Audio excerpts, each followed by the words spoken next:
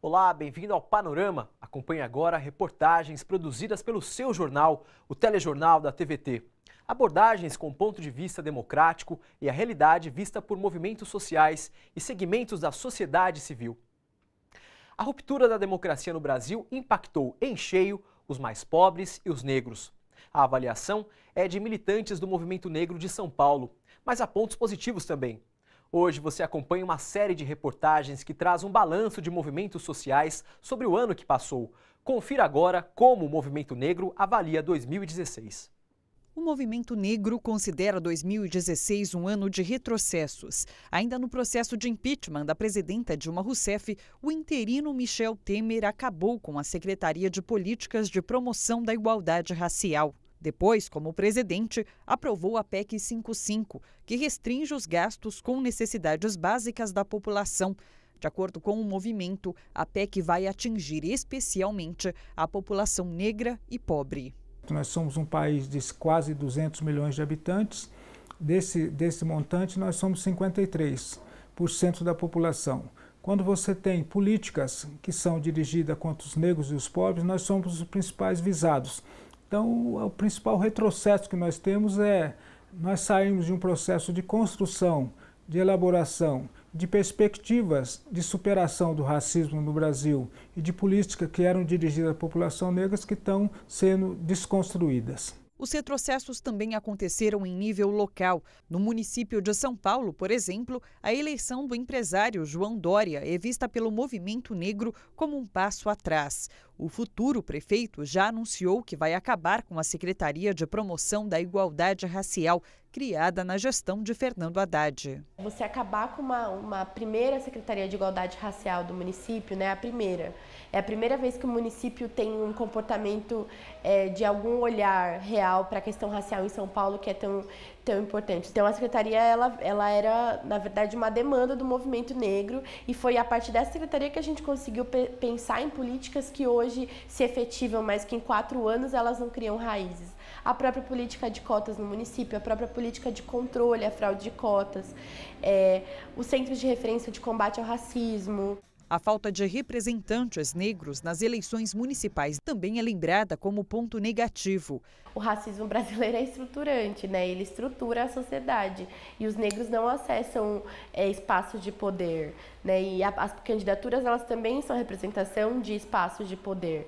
E trazendo isso para a esquerda, é mais uma demonstração que a esquerda ainda precisa avançar muito no debate racial, porque ela ainda é incapaz de trazer e eleger lideranças negras que representam a população realmente. Mas foram justamente os retrocessos de 2016 que trouxeram uma coisa boa: a unificação das lutas e dos movimentos negros. Criamos a convergência da luta de combate ao racismo no Brasil.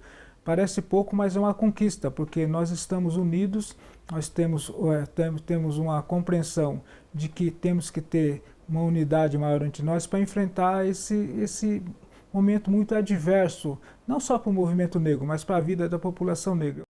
Um ano de conquistas e retrocessos em muitas áreas. Saiba agora a opinião dos movimentos sociais sobre a educação em 2016. Metas consideradas fundamentais do Plano Nacional de Educação, que deveriam ter sido cumpridas em 2016, ficaram no papel, segundo o coordenador da Campanha Nacional de Educação, Daniel Cara.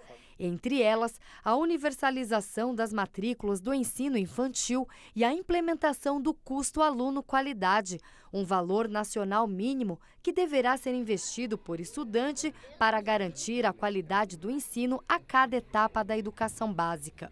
É importante frisar que essa data de junho de 2016, o segundo ano de implementação do plano, era a mais importante de todas. Por quê? Porque era quando se encerrava o prazo da Base Nacional Comum Curricular, que deveria ser regulamentada, é quando se encerrava a principal medida na área de educação, que é a implementação do custo aluno-qualidade inicial, que foi um indicador desenvolvido pela campanha nacional pelo direito à educação, mas que foi evitado a implementação dele durante o governo Dilma e agora com o governo Temer está completamente desfigurado, completamente escanteado dentro da administração pública brasileira. A falta de implementação das ações estratégicas do Plano Nacional de Educação em 2016 também gerou prejuízos aos professores. O PNE prevê, por exemplo, a equiparação do salário médio dos educadores nos próximos 6 anos com o salário de outros profissionais com ensino superior. Mas para Roberto Guido, secretário de comunicação da APOESP, a valorização está longe de ser cumprida pelos governos estaduais e a situação ficará ainda pior por causa da PEC do teto de gastos, que vai reduzir os investimentos. Hoje, no estado de São Paulo, para você ter uma ideia, nós precisaríamos ter uma recomposição salarial da ordem de 75% para chegar na média salarial das demais profissões que demandam ensino superior para o seu exercício, uma média que é de R$ 4.500. Nós estamos bem aquém disso. Sem a valorização, você tem o quê? Você tem, para começar, uma pouquíssima procura pelo exercício da profissão. Outro ponto negativo destacado por Daniel Cara é a medida provisória que estabeleceu a reforma do ensino médio. O efeito dessa medida provisória vai ser uma enorme desorganização das redes públicas e um incentivo abissal a processos de privatização da gestão pública. E isso é muito grave, porque educação, em país que de fato leva a educação a sério, ela é pública e tem controle social. A reforma do ensino médio e a PEC do teto de gastos motivaram uma onda de ocupações em escolas em todo o Brasil pelos estudantes. Daniel Cara considera que essa mobilização dos estudantes é fundamental para barrar retrocessos. Elas não rejeitam as instituições, elas trabalham com a UNE, trabalham com a UBS, trabalham com os sindicatos, trabalham conosco da campanha nacional pelo direito à educação, trabalham com o MST. Aliás, diga-se de passagem, o MST foi a primeira organização que apoiou a luta contra a reorganização de escolas. E devemos ir junto com os estudantes, não só com os estudantes, mas todas aquelas entidades do Grito pela Educação, nós vamos estar mobilizados juntos para enfrentar tanto essa conjuntura nacional de ataque, né, à educação, à saúde, aos trabalhadores, e aqui no estado de São Paulo, né, ao descaso histórico que você tem com a educação. Desde que Michel Temer assumiu a presidência em maio do ano passado, começou o desmonte do SUS. A análise é de movimentos sociais da saúde. Infelizmente, o Brasil, o único país do mundo com mais de 100 milhões de habitantes a ter um sistema único de saúde público, assiste ao encerramento do programa Mais Médicos, a precarização da formação dos profissionais e o possível fim do atendimento gratuito a toda a população. Com a aprovação da PEC do teto de gastos, a saúde deve perder cerca de 400 bilhões de reais em investimentos nos próximos 20 anos, de acordo com projeções feitas pelo Conselho Nacional de Saúde. Isso consolida o desmonte da saúde pública do país, segundo o diretor da Rede Popular de Médicos, Tiago Henrique Santos. Ele, que trabalha no SUS desde que saiu da Faculdade de Medicina, afirma que se hoje faltam leitos, hospitais e equipamentos em diversas cidades do país, a tendência a partir de agora é piorar. Isso significa menos unidades de saúde atendendo, menos UPAs, menos hospitais, menos hemodiálise, menos transplante, menos cirurgia cardíaca, menos atendimento a infartado, menos atendimento a gestante. Ou seja, nós vamos ter uma saúde muito pior daqui a 20 anos do que a gente tem hoje. A população, a sociedade em geral, ela ainda não se deu de conta, né, do que o que está vindo por aí, né? A infraestrutura não será a única atingida pela PEC do teto de gastos.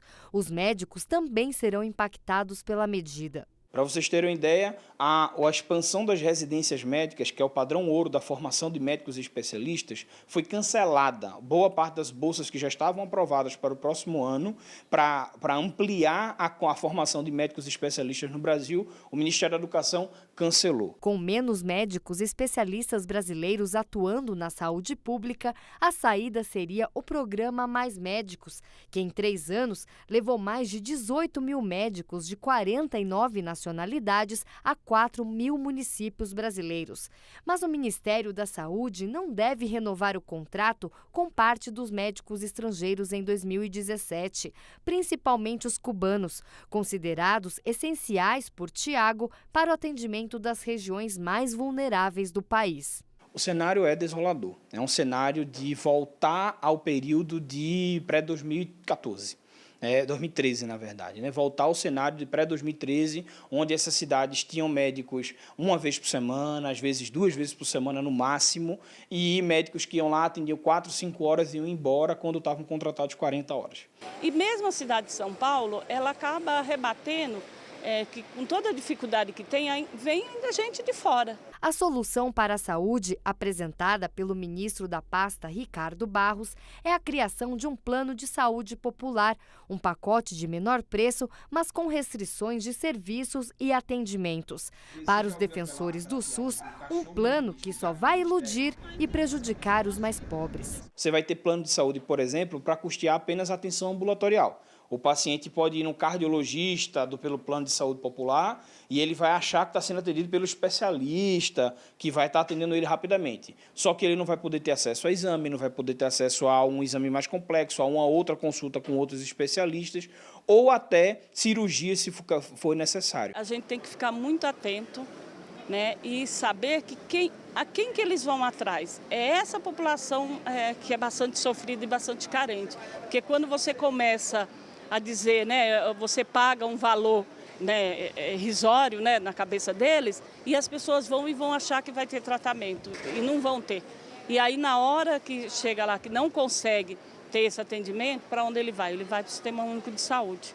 Para 2017, a perspectiva é de luta. Nós temos 200 milhões de habitantes. Nós somos o único país do mundo que tem um sistema público de saúde com mais de 100 milhões de habitantes. Nós não temos 100, nós temos 200. Ou seja, nenhum outro país do mundo tem um desafio que o Brasil tem para a formação de médicos especialistas. Um grande motivo para a gente cada vez lutar mais e denunciar, né, e não aceitar que aconteça esse tipo de coisa.